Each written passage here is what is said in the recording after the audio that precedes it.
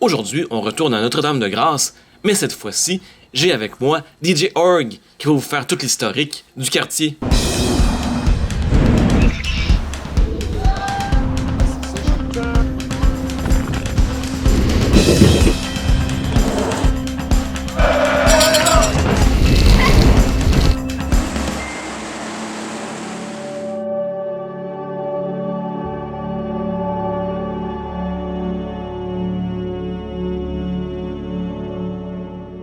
Notre-Dame-de-Grâce est un très grand quartier de l'ouest de Montréal. Il forme avec Côte-des-Neiges l'arrondissement Côte-des-Neiges Notre-Dame-de-Grâce, qui est l'arrondissement le plus peuplé de toute l'île de Montréal.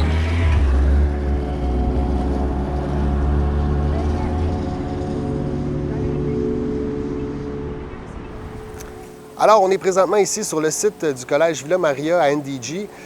Super beau site de 30 acres, même je crois 60 acres de verdure, de champs, d'arbres. C'est vraiment beau. On est à flanc de colline ici. Un des très beaux sites de la ville de Montréal. Et puis, ça peut nous donner un petit peu une idée de ce que pouvait ressembler NDG au tout début de la colonie, parce que l'histoire d'NDG s'inscrit dans les vraiment débuts de la colonie. Montréal est fondé en 1642. Donc, seulement 8 ans après, on concède des terres à Jean Leduc et Jean Descaries, le même Descaries de l'autoroute aujourd'hui, qui va devenir une dynastie influente du quartier. À un moment donné, à une certaine époque, les Descaries seront maires, ils vont avoir des entreprises, ils vont avoir des vergers. C'est pas pour rien qu'ils ont donné le nom à l'autoroute. Alors, ils se font concéder des terres ici au tout début de la colonie. En fait, au début, c'est des fermes, des vergers. Ça reste très, très agricole. On est loin du Vieux-Montréal ici, donc on vient pas trop souvent. Et puis, jusqu'à la conquête, ça reste très, très tranquille. Donc, à partir de la conquête, des marchands et des loyalistes vont venir et d'Angleterre et des États-Unis pour s'établir à Montréal, mais aussi dans le coin ici. En fait, ils sont à la recherche des plus beaux sites. Donc, ils en profitent, ils ont l'œil sur le coin ici, ils se rendent compte que c'est magnifique. Ils commencent à fonder des fermes. Et puis, il y a un certain James Powell qui, à la fin des 1775 environ, il s'installe ici sur le site, il fait bâtir une magnifique villa, puis il aménage un petit peu, puis déjà, ça commence à donner une connotation villégiature au coin, qui, 20 ans plus tard, le fameux James Monk va s'établir et lui, il va en faire quelque chose d'exquis pour l'époque, le Monkland. Donc, on parle d'une villa magnifique avec des petites installations, des aménagements paysagers. Ça va être très prestigieux. Ça va aussi confirmer que d'autres marchands et influents vont s'installer dans le secteur. Ça va faire un genre de petit Westmount. On est collé sur Westmount.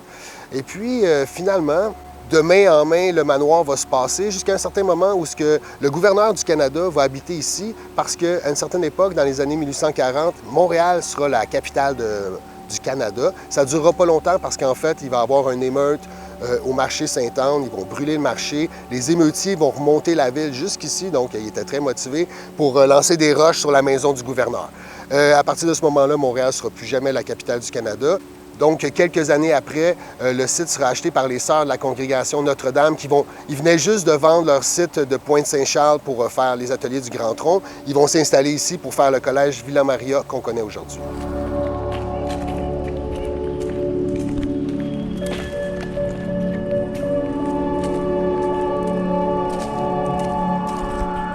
Alors, on est présentement devant le pavillon d'accueil du collège Villa Maria. Et puis, si on est attentif un peu, on se rend compte que ça a l'air d'une belle villa. En fait, villa, c'est pas pour rien que ça le dit. Le pavillon d'accueil, ça ressemble en presque tout point de ce que pouvait être la villa de James Monk, parce qu'en fait, ils ont gardé le bâtiment, ils ont juste à ajouter du gréement religieux par-dessus. Et puis, on doit quand même souligner le souci du détail que la congrégation a eu.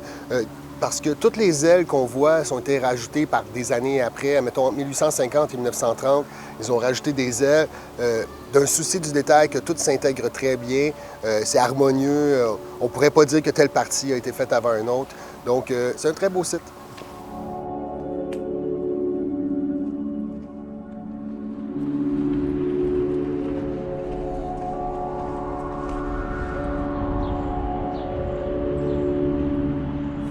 Alors, on est présentement ici devant l'église Notre-Dame-de-Grâce, tout juste collé sur la rue Descaries. C'est une des premières, en fait, c'est la première église du secteur. Il faut comprendre, dans les années 1850, on est loin du Vieux-Montréal, il n'y a pas beaucoup de chemins, les chemins sont pas beaux. Ça fait loin pour aller à la messe le dimanche. Donc, ils réussissent à avoir leur propre église.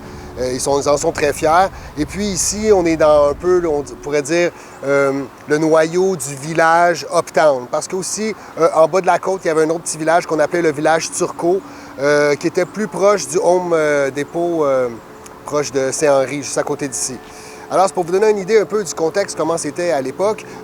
1850, là, il y a à peu près 70 familles d'agriculteurs dans le secteur, donc c'est pas très populeux. Il y a d'autres paroisses aux alentours, mais ça reste qu'ici, on est vraiment en pleine campagne.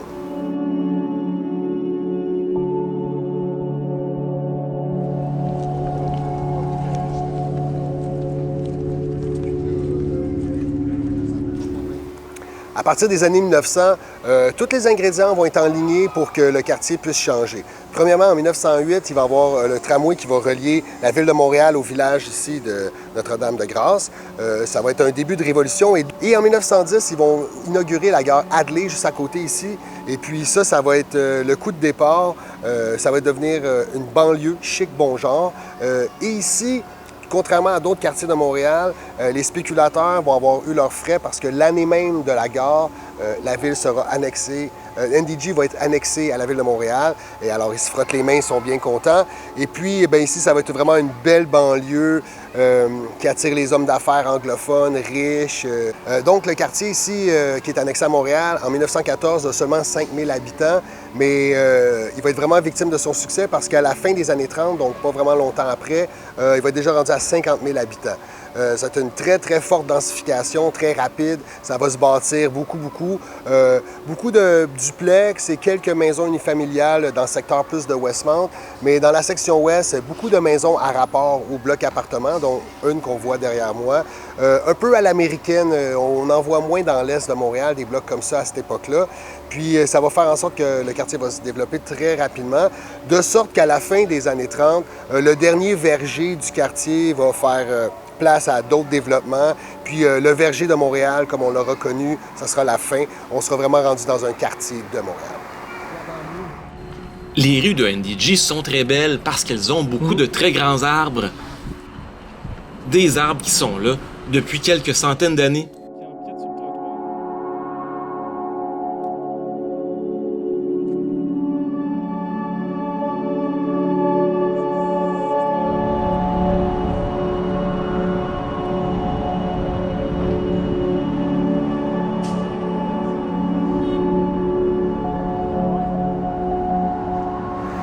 On est présentement ici sur la rue Botterel et Côte-Saint-Antoine, qui est devenue aujourd'hui une bretelle de l'autoroute des Caries.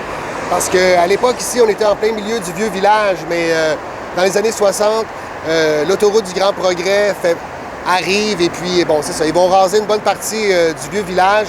Puis, bien, c'est sûr, ça va faire mal au quartier, comme dans d'autres quartiers. Par contre, ça va pas mal se limiter à ça pour Notre-Dame-de-Grâce, parce qu'à partir des années 60, ça va quand même garder une certaine portion banlieue, villégiature, une bonne partie du quartier qui est quand même densément peuplé de blocs appartements. Pour cette vidéo, on est resté dans l'est du quartier, la partie la plus chic, avec les plus belles maisons. Mais NDG, c'est très grand. Et dans l'ouest, c'est plus densément peuplé. Comme par exemple à l'ère Benny, anciennement appelé Benny's Farm. Et j'ai pas trouvé d'où vient le nom Benny. Peut-être que ceux qui le savent pourraient me l'écrire dans les commentaires. NDG aujourd'hui reste un très beau quartier et contrairement à d'autres quartiers, n'a pas trop souffert. Les années 60-70, il y a un petit changement.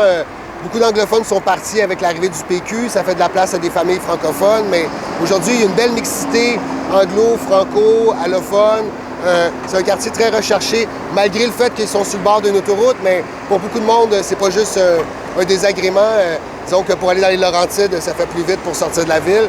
Alors voilà, le quartier NDG, il y a un petit côté sucré qu'on aime bien, qui est sur le bord de la montagne, un petit côté moins intéressant qui est sur le bord de l'autoroute avec un quartier industriel, mais ça reste un très beau quartier de Montréal.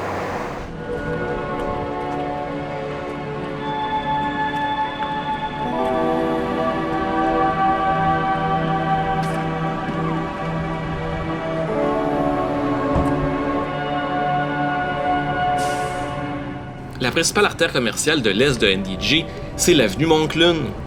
C'est là qu'on trouve les plus belles boutiques et les restaurants les plus branchés. C'est vraiment très joli et assez chic.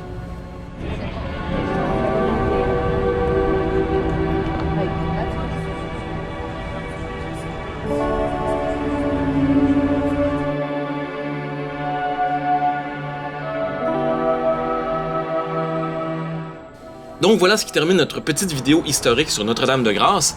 Vous pouvez aller voir ma vieille vidéo pour d'autres détails sur le quartier. Et si vous avez aimé ça, comme d'habitude, un petit pouce en l'air en bas de la vidéo. Abonnez-vous si ce n'est pas encore déjà fait. Et là-dessus, on se dit à très bientôt.